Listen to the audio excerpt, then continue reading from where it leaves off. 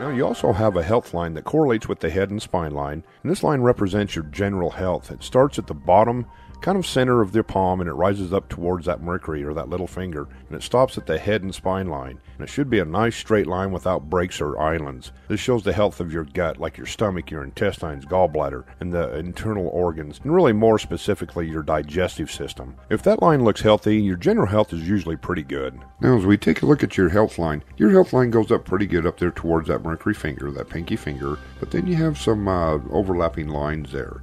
That can indicate a little bit of stress on those internal organs, on that digestive system specifically. But we'd seen that in your spine chart down in that lower spine, in that lumbar region. Once you get in there and get that adjusted, that's a good starting point to get everything running correctly. And you're going to find that these lines actually clean up pretty good.